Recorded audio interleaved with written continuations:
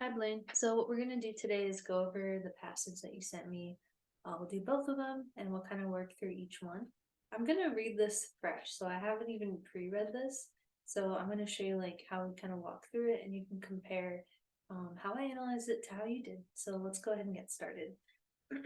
So it says the most remarkable thing about prehistorical naturalism is not that it's older than the geometric style, which makes so much more of a primitive impression, but that it already reveals all the typical phases of development through which art has passed in modern times, and is not any sense the merely instinctive, static phenomena that scholars obsessed with geometric and rigorously formal art declare it to be. Okay, that is just one long sentence, so I'm going to just break it up. So the most remarkable thing about prehistoric naturalism, so I'm going to stop it there because this is our subject. We're going to talk about prehistoric naturalism and what's the most interesting or like crazy thing about it. And so what's the most remarkable thing about it is that it's not older than the geometric style. Oh, not that it's older than the geometric style, so it probably is, but that's not the remarkable part. What makes it remarkable should be coming after that, so which makes so much more of a primitive impression, but that it already reveals all the typical phases of development through which art has passed in modern times. So this part right here is why this prehistoric naturalism is remarkable. It's not because it's older than the geometric style, but because it shows all the different phases of development that art has kind of gone through in our modern era. So that's what's kind of making it remarkable. And if we stop right here, it says, and it is not in any sense the merely instinctive static phenomena that scholars obsessed with geometric and rigorous formal art declare it to be. So they're describing that prehistoric naturalism is not in any way, shape, or form only instinctive and static phenomena. Um, and it's not kind of matching up with how scholars kind of describe it and declare it to be. So it has to be a little bit different than that, and we're going to learn maybe in the next paragraph what they're talking about. So it's saying there are no parallels whatever between this prehistoric art and child art. So they're saying that prehistoric naturalism is very different from children's art. So maybe they're trying to tackle like a counter argument that's going on there. Children's drawings are rationalistic, not sensory. So if a child's drawing is rationalistic and not sensory, that means that prehistoric naturalism and that kind of art is sensory. So they're kind of showing a contrast there. So the children's art is rational. Prehistoric art, so I'll just put pre-H. N for prehistoric naturalism. It's probably not going to be rational, and it's going to be sensory. So that should be the general relationship we see. They show what the child and adult artists know, not what they actually see. They give a theoretically synthetic, not an optically organic picture of the object. So when I see they, I think they're still referring to children in this case because we start off talking about children's drawings. And so these drawings show what the child and the adult artist know, not what they actually see. So it's not conveying reality, it's showing what they know. So maybe their knowledge. And they give a theoretically synthetic, so kind of what they come up with to be, as their own way of making the art. So synthetic in the sense that they made it, not optically organic. So it's not what they actually see. So what they know is that theoretically synthetic part. What they actually see is going to be something that's optically organic, aka maybe something that's the actual picture of the object. So it's almost like a children's drawing is seen through a lens of what they know and their knowledge of the world, and it's not an actual picture of the object itself. So that's kind of what we're taking away from here. So let's take a look at that next paragraph. And let me just quickly scan it. Okay, so this one has a pretty long sentence to start. So the peculiar thing about the naturalistic drawings of the Old Stone Age is, I'll just stop it right there. So now it's talking about whatever's weird about these naturalistic drawings from the Old Stone Age. And they're saying, on the other hand, so this is going to be maybe a different contrasting point, is that they give the visual impression in such a direct, unmixed form. So this naturalistic drawings from the old Stone Age give a visual impression that's direct and unmixed. So it's probably not being interpreted by any other person. It's maybe not kind of being seen through that quote unquote lens that children's drawings are seen through. And it's free from all intellectual trimmings or restrictions. So there's no restrictions on it. People are not kind of looking at these drawings or doing these drawings through maybe our knowledge. So maybe they're referring to that point of knowledge from up here based on what they know. So it looks like naturalistic drawings don't really rely on that. The more direct, they're more unmixed, they're not kind of limited by the things that we already know, knowledge. The painters of the Paleolithic age were still able to see delicate shades with the naked eye. I'm just stopping there because that's where I'm running out of breath, and I feel like if I keep reading, I might lose what they're talking about. So the subject of this part right here is the painters of the Paleolithic age, so I'll just put subject. They were still able to see delicate shades with the naked eye that modern people are able to discover only with the help of complicated scientific instruments. So they're kind of making a point that if we rely too much on intellectual trimmings or restrictions, aka the knowledge and the tools that we're using, it doesn't make our art any better. And it looks like even if these people didn't have technology at the time that they were making art, it was still direct and an unmixed form, and it was still art. And so these were considered those naturalistic drawings, just to bring it back to the main idea.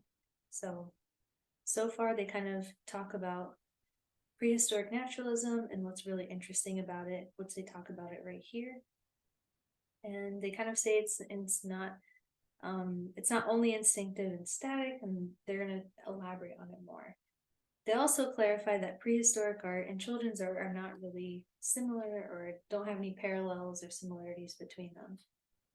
They actually show a pretty strong contrast. Children's drawings are rational and they're not sensory, and it's based on the stuff that they know and what they actually see. So we can assume that prehistoric natural art or prehistoric art is not going to be something that is rational. It's going to be sensory, and it's going to also be kind of like optically organic. So, I forgot to write a summary for this first one. So probably right here is just prehistoric naturalism. And I would also maybe write down what made it so unique, which was that it shows phases of development. So let's just put dev art and just keep it pretty simple for that. For this summary, I probably actually would have written down this contrast. I maybe would try to abbreviate rational into something like rat, which sounds weird, but it just helps to keep it pretty short. And then for this third paragraph right here, it's talking about naturalistic drawings. So it could be something similar to that prehistoric art. They're probably just clarifying the time period for us and giving us a different term, but we may want to just read and see if they give us anything different to work with. But it looks like naturalistic drawings, so naturalistic. Those drawings seem to be direct, they're unmixed, they're not restricted by knowledge. So I'll write direct, unmixed. So just put unmixed. And I'll just put no K for knowledge. So it's not restricted by knowledge. You could even put not restricted knowledge if that's a little bit easier to remember. They gave us this example of painters from that old Stone Age era who were still able to make these really beautiful paintings and kind of look at different shades with the naked eye that modern people couldn't do. So that's showing that naturalistic drawings are not limited in any way, and they're direct, unmixed certain interpretations of what they're looking at. So yeah, let's scroll down and take a look at the next paragraphs. So I'll put this here. So at least this one has some shorter sentences. Let's take a look. So what was the purpose behind this art? What is the expression of joy? Or what is the expression of a joy of life insistent on being recorded and repeated? So they're kind of asking some rhetorical questions here. So why exactly are we doing this art? Why exactly they're kind of wondering like why we're trying to record the joy of life and trying to repeat it, or the satisfaction of the play instinct and delight in embellishment. So this is maybe like one possible purpose to capture the joy of life. This is another possible purpose of trying to satisfy your need to play and to find delight in embellishing or like creating this work. Was it the fruit of leisure or had it some definite practical purposes? So another possible set of purposes. And have we seen it in a plaything or a tool in the struggle for survival? Another purpose. So they're asking a bunch of questions about, hey, why exactly are we making art? And so we know that it was an art. It was the art of primitive hunters living on an unproductive, parasitic economic level who had to gather or capture their food rather than produce it themselves. So before I read on, I'm just going to kind of chunk it there. So they're basically saying, well, even though we don't know the purpose, so just put purpose question mark, we do know that this art was of primitive hunters, that it was their art, and that they were living in an unproductive way, that they were parasitic in terms of their economy. They had to gather or capture their food and they couldn't produce it. And it seemed like who, to all appearances, still lived at the stage of primitive individualism. So they're very like cavemanish and they're thinking about themselves, not the community. They lived in an unstable, almost entirely unorganized social pattern. So a lot of just negative things that they're saying about them in small, isolated hordes, and who believed in no gods, in no world, and life beyond death. So the author is saying, why are we possibly like doing this art? They never give us an answer, but then they go into here and they're talking about who exactly made this art. So it's going to be primitive hunters,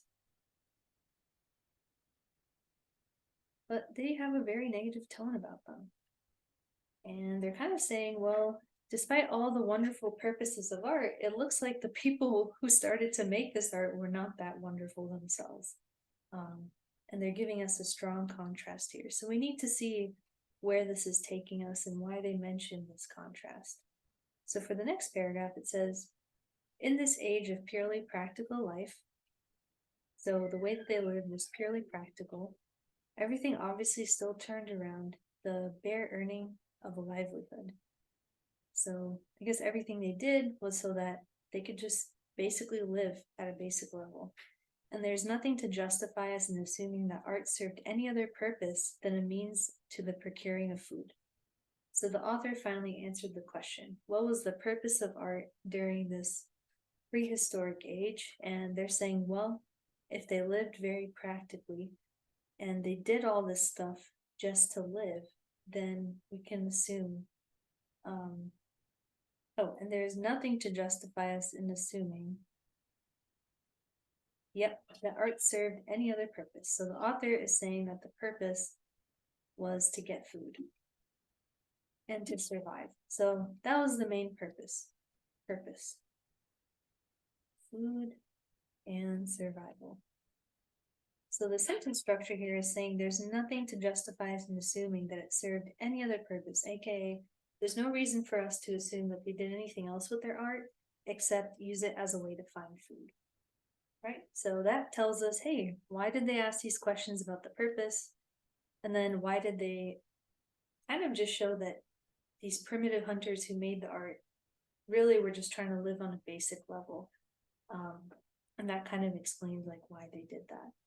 And all the indications point rather, so a good contrast word possibly there.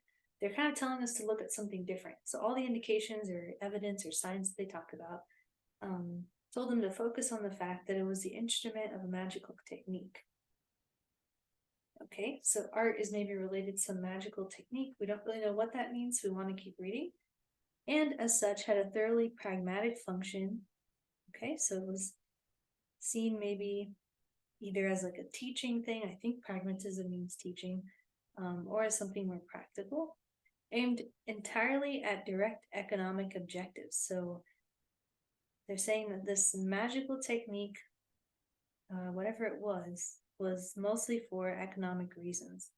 It was a technique without mystery, a matter-of-fact procedure, So it was something that was pretty certain, and the objective application of methods that had little to do with mysticism and esotericism, as when we set mouse traps, manure the ground, or take a drug.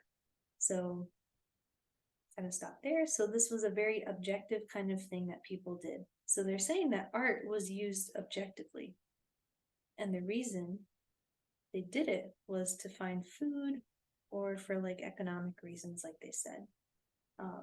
And this right here is like kind of an example relating it back to modern times. It had nothing to do with mysticism and esotericism. The same way that we set mouse traps for a specific function to capture mice, we put manure on the ground for a specific function to grow plants, and we take a drug for a pretty specific function, which is probably to like feel better and whatnot. So in terms of summaries for this paragraph, I would probably write questioning purpose when we're talking about art, and then I'll just write primitive hunters. So we know that this is where they talk about them kind of like in a negative way, more about basic survival. And then for this next paragraph right here, I'll write it here. Let me write it in a different color just so it stands out. So this is, oops. This is that summary. And then for this paragraph down here, I would probably write down that the purpose was food and survival. So art's purpose, food, econ, and it was more objective, kind of like what they said near the end of that paragraph. All right, so now we're trying to understand, all right, they talked about prehistoric art, old age art in the previous paragraphs, and now they're kind of explaining maybe why they were using art in the first place. And it looks like it was more objective. Okay.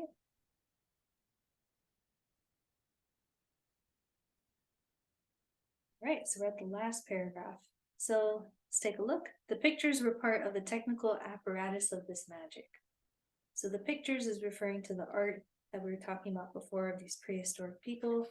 And it seems to be part of the apparatus or like the functioning of this kind of magic. And they were the trap into which the game had to go. So something about a trap, mouse trap, game, not really sure if that's referring to animals or whatnot. So let's keep reading. Or rather, so they're trying to look at it from a different perspective, they were the trap with the already captured animal. So the game they're talking about is probably an animal, and we can make that guess because they're talking about the fact that art was being used for food. So they were making these paintings to capture animals and get food, which we talked about in the previous paragraph. So it looks like the art itself was the trap with the already captured animal. For the picture was both representation and the things represented. Both wish and wish fulfillment at one and the same time. AKA this art that they were making shows an animal. Let's just make it like a deer or something, I don't know. But it shows the animal already kind of like being captured. So I'll just put like a little rope or something around it. So they're using art to help them find food and to kind of like capture animals because the art was representing both the representation and the things represented, aka this idea of catching the food and getting it, but also the fact that they were able to catch this animal and get the food. So their wish to get the animal, and the wish fulfillment, aka being able to capture the animal. So their art is showing them capturing these animals and kind of taking them in. The Paleolithic hunter and painter felt in possession of the thing itself in the picture, felt power over the object in the portrayal of the object. So the hunter and the painter kind of felt like they owned whatever was in that picture that they had, and they felt power over the object by portraying the object. The hunter believed the real animal actually suffered the killing of the animal portrayed in the picture. So these hunters were looking really literally and thought, well, if I'm able to capture this animal in the painting, they're actually going to suffer that same fate in real life. The pictorial representation was nothing but the anticipation of the desired effect. So they were kind of like predicting what was going to happen by painting what was happening. or what they thought would happen. The real event had inevitably to follow the magic simple action. So for them, painting an animal getting captured meant that it was going to cast some kind of magic that would allow them to capture this animal in real life, right? Or rather, to be already, oops, what does that say? Contained within it, as both were separated from each other merely by the supposedly unreal medium of space and time. So this is kind of just saying, okay, it's kind of like one and the same. If you're able to paint an animal getting captured, then you're actually going to capture them in real life. Because once you paint the animal getting captured, you're going to have some kind of magic that allows you to capture it once you're actually in the forest trying to get this deer. So this paragraph clarifies a lot of things for us. The magic is related to painting what you want to happen, and then it's going to have some kind of magic effect that allows you to carry that out. So if you're a hunter and you want to have a really good game, you're going to want an artist to paint what you want, your desired outcome. And by painting your desired outcome, it becomes a reality for you. And that's done through like this magic that comes from the painting. So I would probably put this as a summary. And you can also say that the art is equal to magic, which leads to desired outcome in reality. So that's another way to write a summary for this. So yeah, this was a pretty interesting passage, but for the most part, it seems that this is what was going on. So we're going to go ahead and take a look at the questions. All right, so let's take a look at the questions. So for this one, it says the author implies that other experts disagree with the idea that prehistoric naturalism underwent phases similar to those of recent art history, was produced by primitive hunters, satisfied an instinctive need for playful self-expression, and predated a geometric style of representation. So what's kind of the scope of the question if we're starting off with that? Is it specific or is it more of a main idea question? So this stuff kind of feels a little bit more specific, though you could rely on the main idea, but it's talking about what other experts probably disagree with. So off the top of my head, I could probably say that C is not one of a good answer to keep because the author kind of clarifies that this is not exactly like the actual reason. It was one of the questions that they asked about the purpose of arts. Questions. So this isn't what other experts were thinking about. It was more just the author asking some rhetorical questions. And then D you could probably cross out because in the first paragraph they kind of talked about it. And the experts were not really talking about disagreeing on if it predated geometric style of representation, so that wasn't really mentioned. But let's go back to the first paragraph just so I can kind of like double check that and explain it.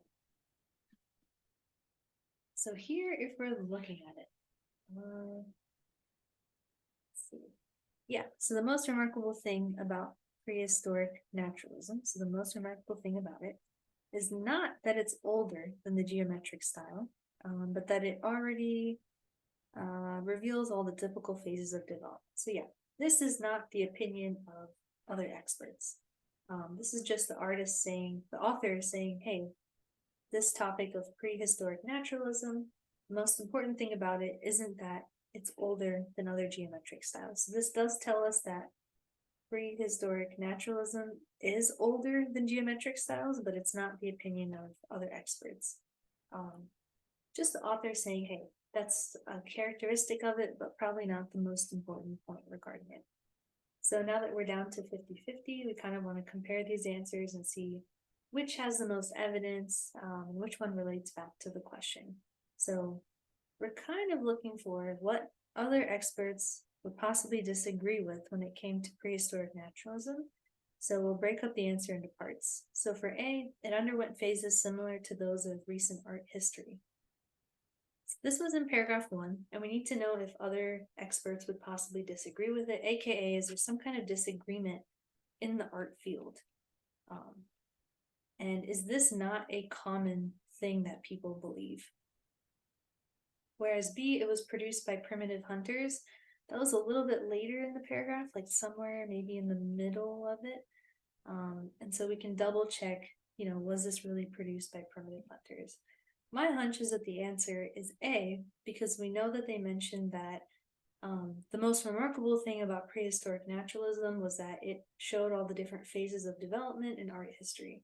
So if they're saying that's remarkable, then it's possible that people in the field don't really think that that this is like a thing for art. And then if it was produced by primitive hunters, they never really give us any back and forth information about it, and they never really question it. So let's take a look at the primitive hunters first. Okay, so we have this paragraph, this is paragraph, let's see, 1, 2, 3, 4. So paragraph 4, they kind of talk about all these different rhetorical questions about what is the purpose of art. And then they tell us we know that this was the art of primitive hunters. And they just describe what their lifestyle was like, but they never mention anyone in the art field or whatever field they're studying this as really questioning this. So it can't be something that different experts or other experts would disagree with. Now, if we look back at paragraph 1, we have, yep, it reveals all the typical phases of artistic development through its past and modern time. And so what I'm thinking is they probably use this term right here, the most remarkable thing, to show that this is something that the author thinks is really unique about prehistoric naturalism, and it's something that people in the field might disagree about, because if the author is telling us that this is important, it could be that perhaps that's not really something that's highlighted about prehistoric naturalism. So I think that's the direction that they're going with this one, and the answer I would put for this is A. Again, I'm doing these like raw, so I haven't really checked the answers for it, so definitely double check them at the end, and yeah, I hope these are right. So here it says the author suggests that a characteristic of children's art is that it is direct and unsophisticated. It reveals, let's see, the child's observation. It's based on reasoning and knowledge, and it is truthful and objective. Okay, so what is the scope? Is it main idea versus specific? And what's really great for this is that we had a summary about this.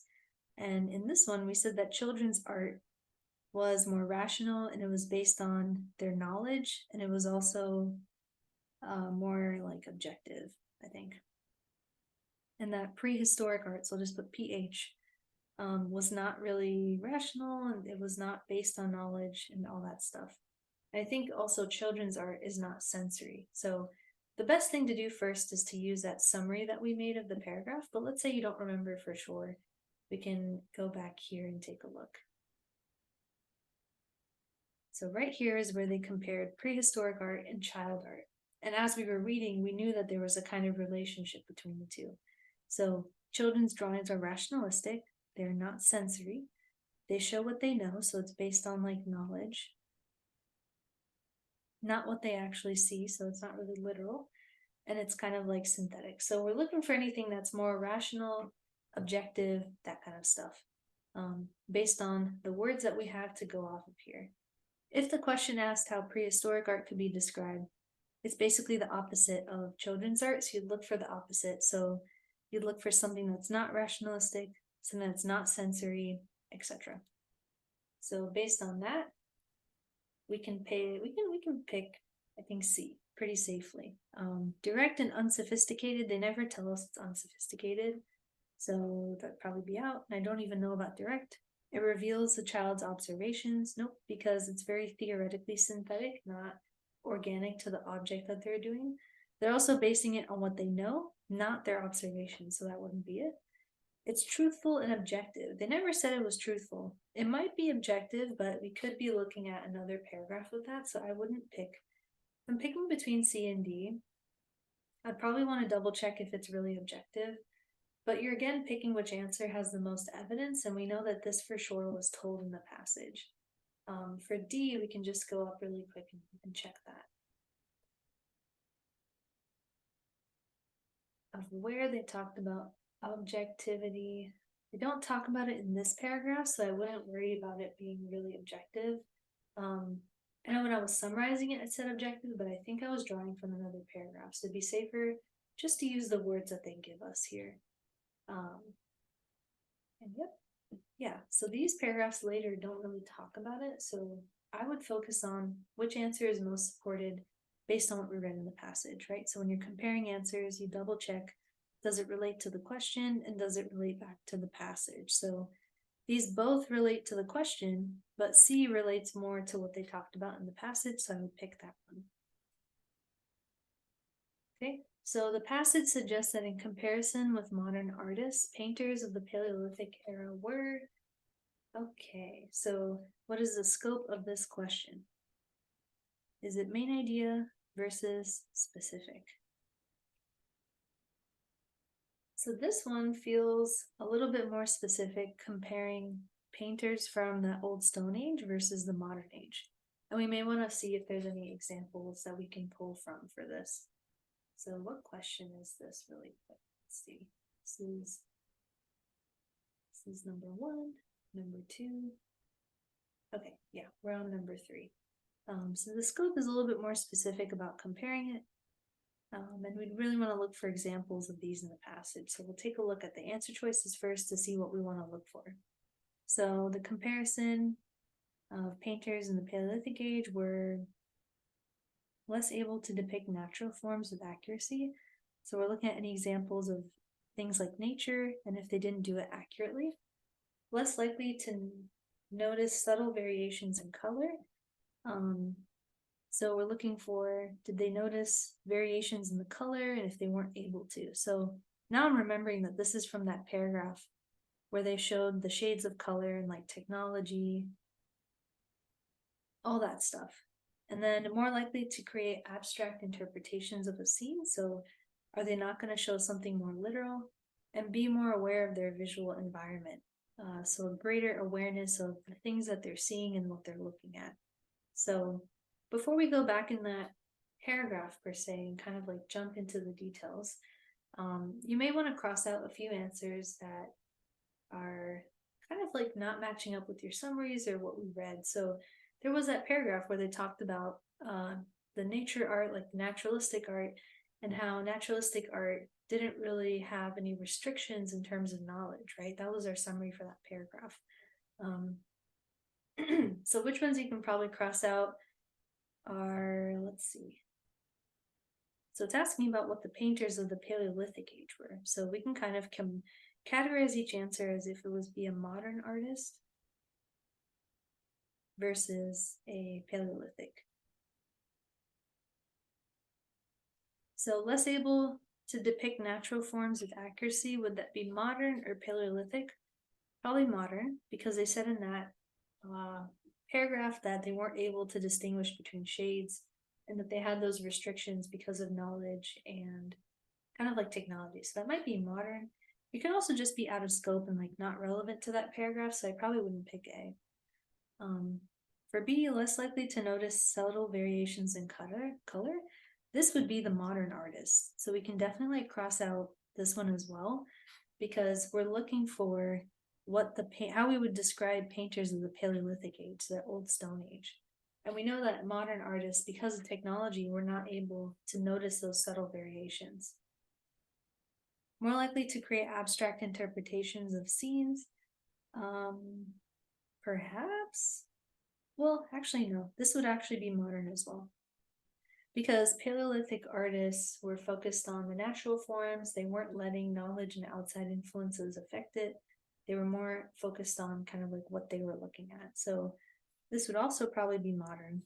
And more aware of their visual environment would definitely be a good answer, because they were able to distinguish subtle shades of variation in the color.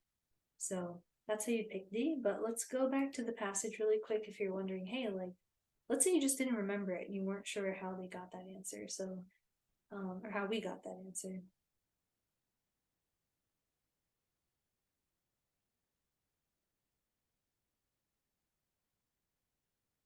So we're looking right here about naturalistic drawings from the Old Stone Age, is that they give the visual impression in a direct, unmixed form, So it's direct, it's unmixed, it's not affected by our knowledge. So I'll just put X knowledge, like it's not affected by that. And so painters of the Paleolithic age, so that's what the question is asking for, we're still able to see delicate shades with the naked eye. So they were able to distinguish those shades that modern people could not.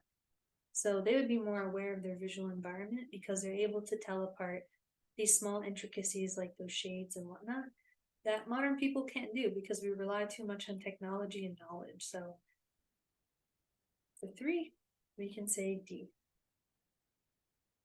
So for 4, let's take a look here. So to a modern way of thinking, the author's discussion of the purpose of prehistoric art, which is in the final paragraph, appears contrary to the assertion that prehistoric art was. So before we jump into it, let's just look at the scope of the question. Is it main idea versus specific? So this one, they're pointing us to the final paragraph and to a specific part. So to a modern way of thinking, the author's discussion. So we're comparing it to how modern ways of thinking are that they talked about in the passage, which is they're more rational, they're based more on what we know, they're less sensory, all that stuff. The author's discussion of the purpose of prehistoric art. So that's going to be more specific. And so we need to know the purpose of prehistoric art, which was to find food / catch animals. And we need to know what this appears contrary to. So let's see. Both the representation and the thing represented, a technique without mystery, the art of primitive people who had to capture their food, a weapon in the struggle for livelihood. So to a modern way of thinking, the author's discussion of the purpose of prehistoric art is against basically what assertion in the passage. So we can categorize each answer as like supportive versus against. Oops. And we're saying against because that's just the same thing as contrary. We're looking for this information that they're talking about in the final paragraph and what assertion it goes against. So both representation and the thing being represented is supportive because they talked about how the painting kind of combines this idea of like the hunter wanting to hunt the animal, but also the hunter wanting to be able to like capture the animal. So let's scroll up to that really quick so we can clarify it in case you're like, hey, what evidence do we use for that? So in this one, the whole idea is that the magic of the painting allows them to show the animal being captured while also showing the animal. So it's saying that the Paleolithic hunter and painter felt in possession of the thing itself in the picture, and they had power over the object. The hunter believed the real animal actually suffered the killing of the animal portrayed in the picture. So if you paint an animal getting caught in the picture, they believe that because of the magic of the painting, that translated into what would happen in real life. So going back to the question. So if we know that the purpose of prehistoric art was to catch animals / kind of get food, which we know from the paragraph before that last paragraph, because they kind of clarified for us there, this would support that notion because it's showing that we can capture the animals. Right? So let me quickly clarify where we got that assertion about the purpose of it. So that was definitely the last one. Let's see.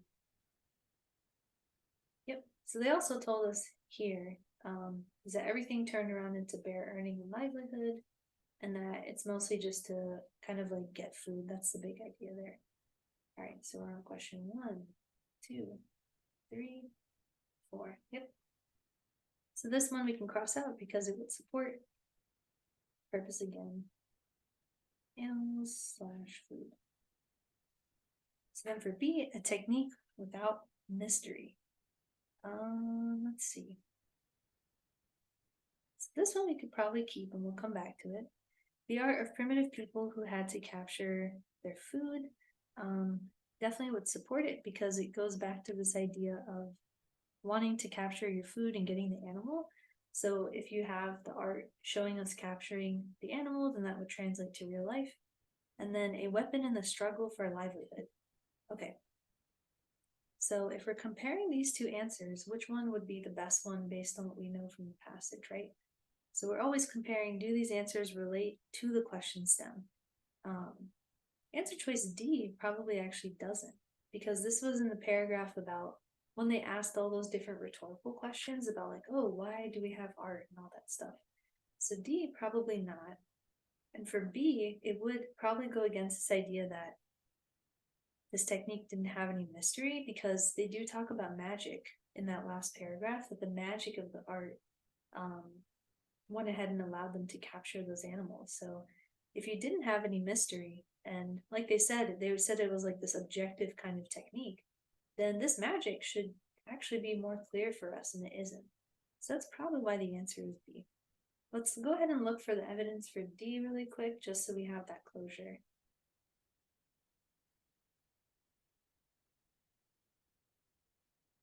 Yep, so right here. So this whole thing about the livelihood was just those different questions they asked about, hey, what was the purpose of art?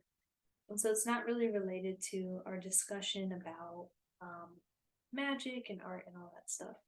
The whole thing about it being, let's see what the answer said really quick. Yeah, a technique without mystery was the paragraph before the last paragraph. Yeah, so it was a technique without mystery, a matter-of-fact procedure, the objective application of methods, which doesn't really add up with this whole thing about magic, because they never really explain that magic part, and it's just seen as like some kind of magical force. So the question's asking which of these goes contrary to that, and probably B would be the best answer because it seems to be magical. It's not really something that doesn't have mystery, it does have an element of mystery. Okay, so let's go to number 5. Let me just number this so I don't forget. So the passage suggests that Paleolithic artists believed that. So what is the scope of this question? Is it more main idea versus specific? So it's probably going to be a little bit broader because they talk about Paleolithic artists throughout the passage. And so we're trying to figure out, what do Paleolithic artists believed? So we want to categorize each answer as, does it match up with them? So like, yes, this is what they would believe, or probably no. And the way you can justify it is, does each answer kind of like have some examples that we can draw from? So the first is that reality was subjective and that each artist's vision was unique.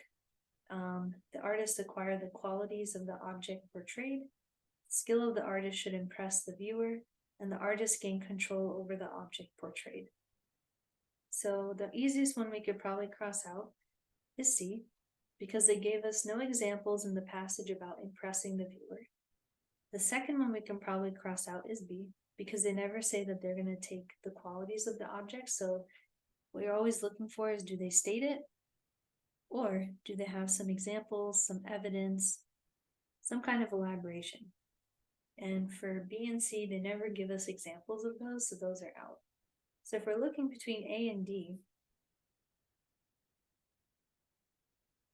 which one of these has the most clear support that we can use? For D, we're looking at the last paragraph about controlling the object, aka the animal. Because they said in the last paragraph that the animal is being shown in the painting, and then the artist and the hunter are able to get control of the object.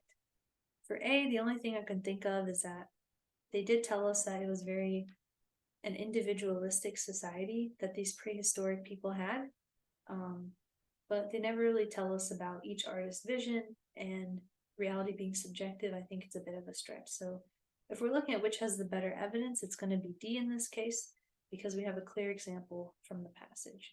So let's take a look really quick at what those examples are, just to clarify it. So we're first going to look for D in that last paragraph. So for this one, this is that whole discussion about having control over the object because the pictures, aka the art, was a trap that they used to kind of capture the animal. So they believe that if you show the animal being captured in the painting, the magic of the painting allows you to capture it in real life. And that matches up here. Whereas for some of that subjective reality stuff and the individualism, they do tell us that there was a primitive individualism, and that it was more pragmatic, direct economic objectives. So they never really say anything about subjectivity or about each person's interpretation of the painting, that stuff. They were just more individualistic in their gains and their survival, not really in their art and how they approached interpreting it.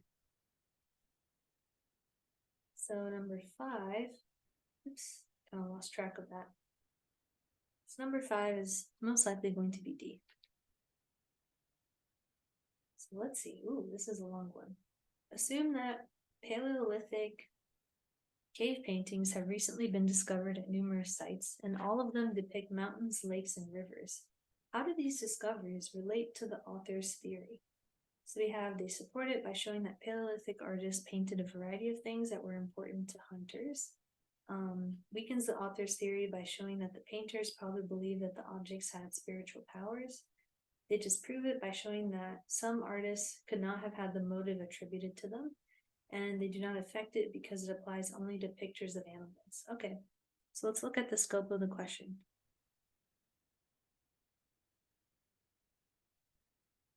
And it's a reasoning beyond the text question. So we kind of want to know what clues do they give us to figure out what info to use from the passage, and then what is the question asking for? So in this case, the clues are that cave paintings or art showed a bunch of mountains, lakes, and rivers. Showed nature, and these are the cave paintings. And that these clues are kind of pointing us towards the paintings and what it showed. Oops, I completely misspelled that.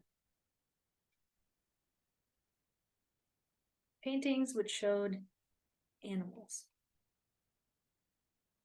And what is the question asking for? How do these discoveries, so how does this information about it showing nature, relate to the author's theory? So nature versus author's theory. So the author's theory is that these paintings showed animals and it allowed them to catch the animals. So if all of the paintings show nature, this would go against the author's theory because it's not showing that they caught animals, it shows them catching, or not catching anything, it actually shows them just like navigating their environment. So it definitely would not support it. So if we want to just break up the answer, these discoveries support it by showing that Paleolithic artists painted a variety of things that were important to hunters.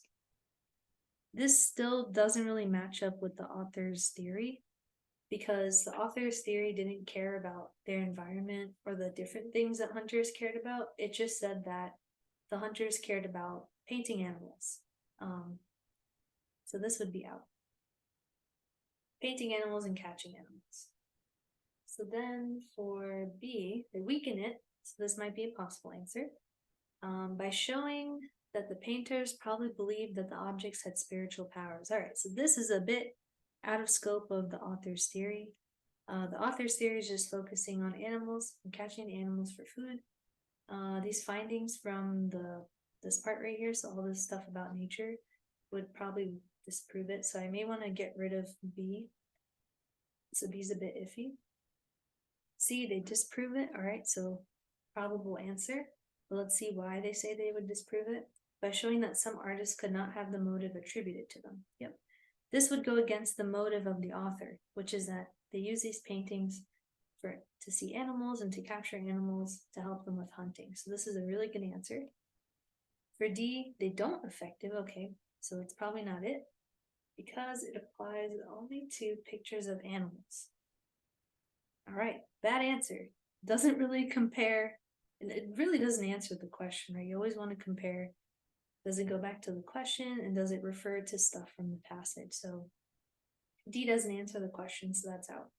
So between B and C, which one has the strongest support is going to be C, because we know that this is the motive that the author is saying that these painters had.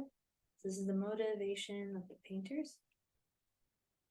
And it goes against what they're talking about in this question stem. Whereas for B, it's a bit out of scope because they never talk about objects having spiritual powers, and it's not related to the author's theory about the animals and all that stuff. So that would be out. C is the best answer for that reason.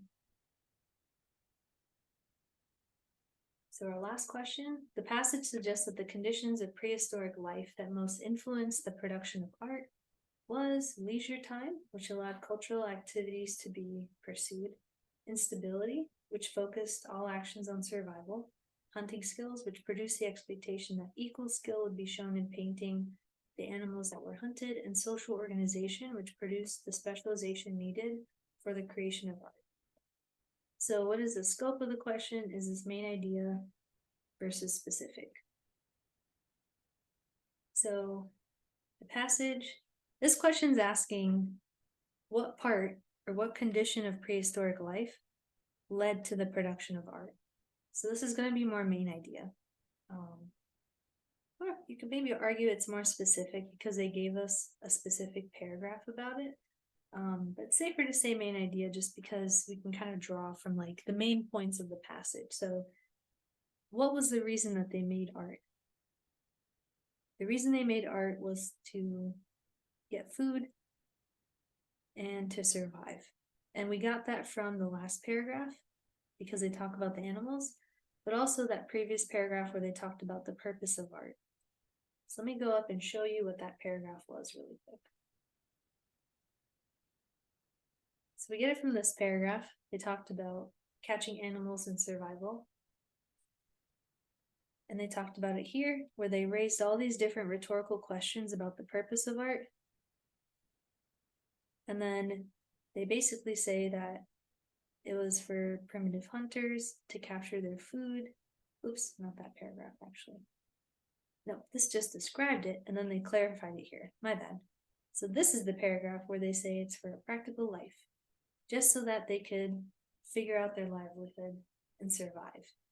And they said it served no other purpose than to procure food.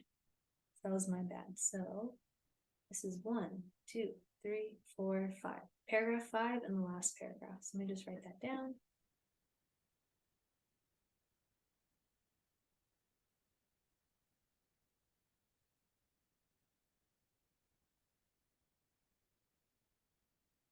Paragraph 5 plus the last paragraph. And so that's why it's helpful to think, okay, scope of the question, main idea versus specific. It's probably more main idea just because, well, actually, you know what? I'll just say specific because we used 2 specific paragraphs and they gave us some detail about it. So we're looking for survival. Survival, anything maybe related to like getting food, to living, like basic kind of living needs, right? So if we're looking at the answers, we can automatically cross out A because they never mention leisure, no examples of it, and they never mention cultural activities and stuff, so no examples of that. For B, instability, which focused all actions on survival, it's a pretty good contender for an answer. Hunting skills, which produced the expectation that equal skill would be shown in painting, a bit out of scope. They definitely do talk about hunting in the last paragraph, but this reasoning is pretty off, and it's really not the reason that influenced prehistoric art. The reason they focused on hunting animals was because they needed to survive. So this is your underlying reason, and hunting skills are more of a secondary thing. And social organization, which produced the specialization needed. This goes against the information in the passage that we know from paragraph 4 that said that they were more individualistic and that they lacked really strong social organization. So no social organization, they could not specialize to create art. So B is your best answer. And let me go really quick back to paragraph 4 to show you what I mean.